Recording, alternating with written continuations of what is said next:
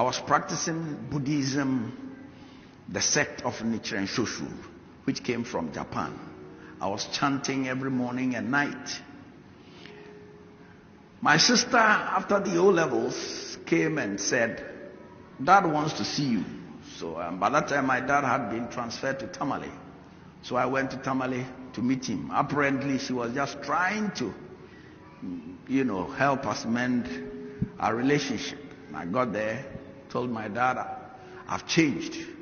He said, we live to see. It's amazing that I was living in a room next door to my dad.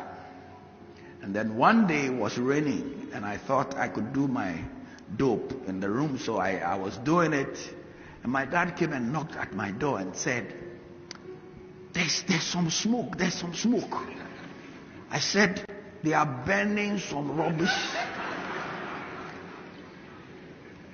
So my dad, being an old soldier, went around the house to look for the rubbish. He didn't see the rubbish. So he came back and he said, Charles, let me enter your room.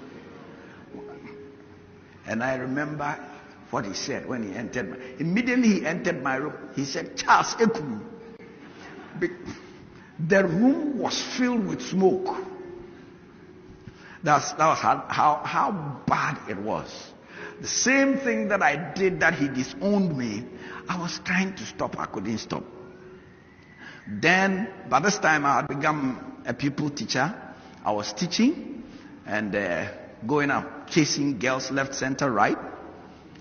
Then I was invited into this house where there was this beautiful lady to teach their daughter. And when I got there, I wanted to make moves. So I started the moves. And then the lady said to me, my boyfriend is Jesus Christ. If you allow me to introduce you to my boyfriend, you can become my boyfriend. I was like, because for Buddhists, Jesus was one of the masters who came, light bearers. We believe that different people come at different times, and that's how we have different religions.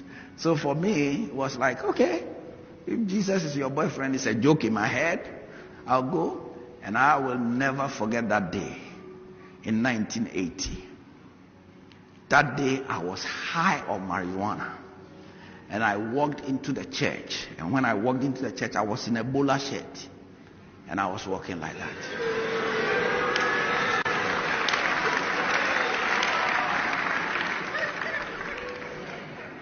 Amazingly, when people are high, suddenly one leg is shorter than the other. So I went and sat at the back there. And as I sat at the back there, I don't remember what the preacher preached. But I remember he made an altar call. He said, if you want to give your life to Jesus, lift your hand and come to the front. I hadn't heard an altar call before. I had been to crusades, but when I went to the crusade, I would go and disconnect the cables or go and chase girls at the crusade ground. So I'd never had an altar call before. Something happened to me as I sat there. I got up, walked to the front, and received Jesus as my Lord and personal Savior. From that day, the power of drugs, alcohol, tobacco, lust broke in my life.